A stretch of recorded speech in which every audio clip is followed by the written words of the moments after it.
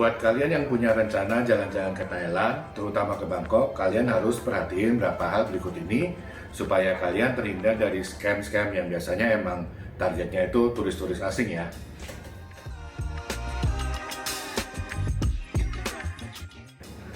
Nah, beberapa scam-scam ini emang dari pengalaman pribadi dan ada beberapa dari teman-teman yang udah pernah mengalami kejadiannya selama liburan di Bangkok. Yang pertama, taksi scam. Biasanya di Bangkok itu taksinya emang jarang ada yang mau pakai Ago. Jadi mereka biasanya langsung kayak borongan gitu.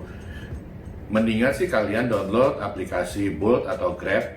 Itu lebih aman ya karena ada tarifnya yang udah pasti. Cuman kalau emang pas lagi macet atau misalnya peak hour gitu, mereka emang lebih susah ya dapatnya. Nah, sebelum kalian masuk dan duduk, mendingan kalian nanya dulu taksinya itu pakai meter atau enggak. Jangan sampai kalian masuk dan duduk dulu, baru nanya.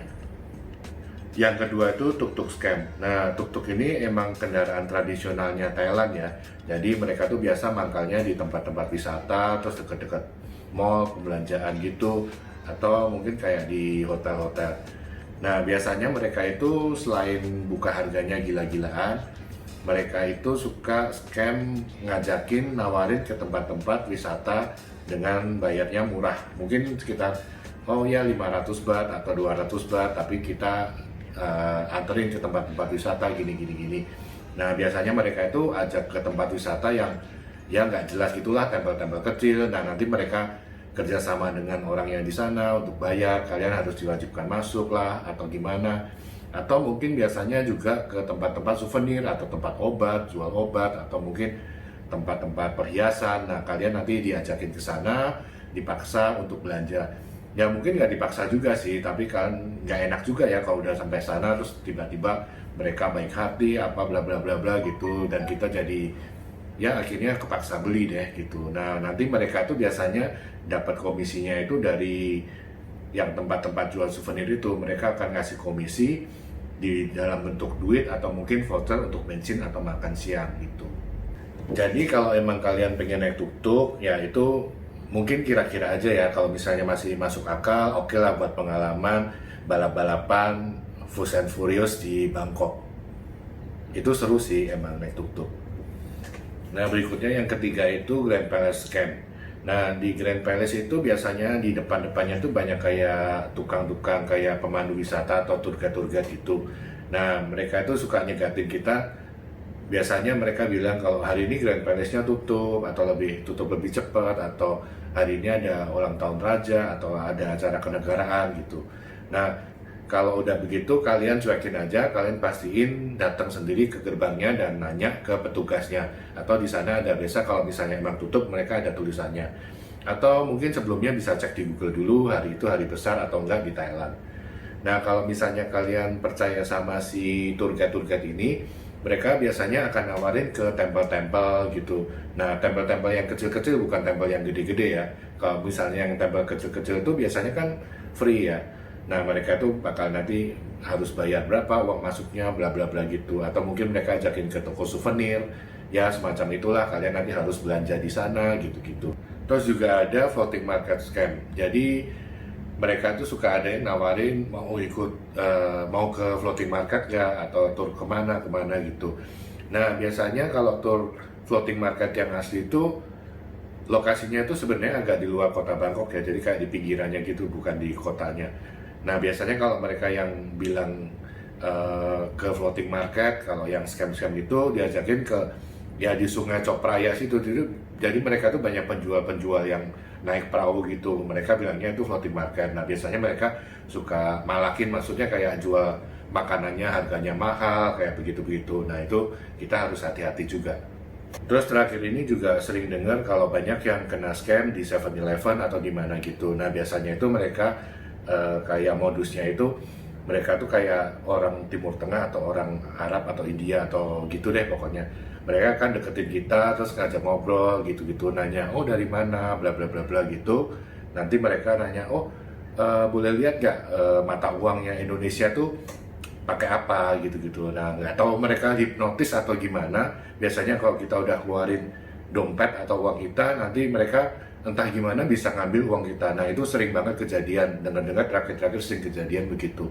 Nah itu biasanya targetnya itu kalau kita lagi sendirian di 7-Eleven yang mungkin nggak terlalu rame, itu biasanya mereka suka datengin dan scamnya begitu modusnya.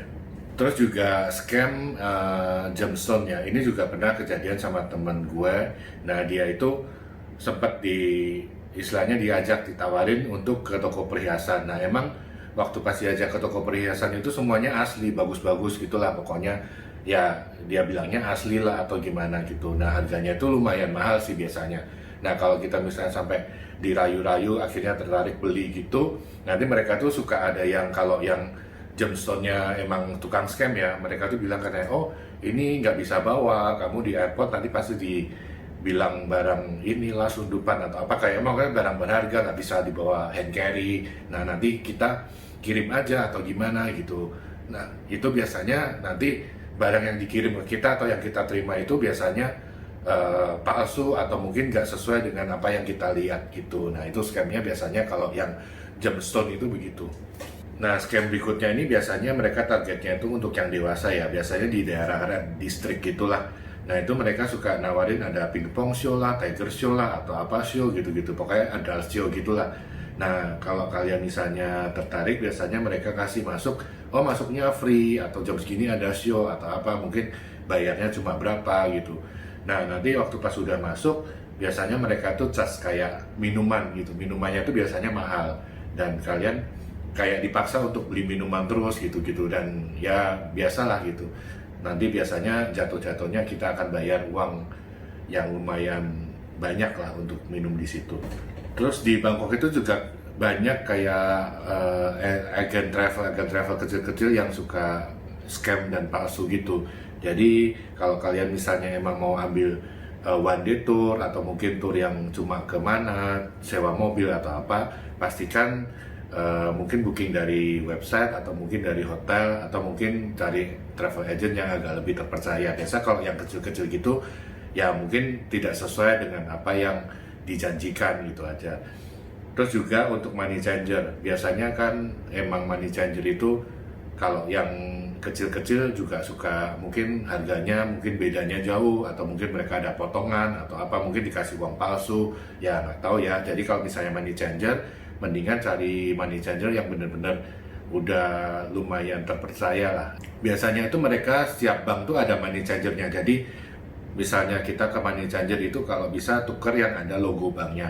Biasanya juga kita bisa tarik dari ATM, tapi kalau ATM kan mungkin ada charge-nya ya. Jadi kalau misalnya cuma dikit-dikit, mendingan jangan narik ATM sih. Jadi nanti kayak boncos mahal di adminnya. Kalau misalnya sekalian narik banyak, nah itu oke lah pakai ATM. Jadi charge-nya kan juga nggak terlalu berasa ya. Terus juga ada scam itu trik kayak biasanya di Wat Arut kalau nggak salah.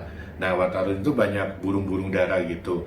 Nah biasanya kalau kita mungkin mau foto-foto dengan burung dara itu kan mungkin suka kasih makan gitu ya. Nah itu biasanya mereka itu scamnya itu pura-pura ngasih ini kasih makan burung apa-apa gitu-gitu. Nah kadang-kadang kita kan udah terima-terima aja. Nah kalau udah terima biasanya mereka tuh nanti minta duit. Oh ini uang apa untuk harganya berapa gitu-gitu. Jadi kalau misalnya kalian emang nggak ada tujuan pengen ngasih makan burung atau mungkin foto-foto sama burung-burung itu, ya mungkin kalau ditawarin pura-pura nggak mau aja. Terus juga ada mereka yang nawarin jasa untuk bikin jas atau tailor gitu.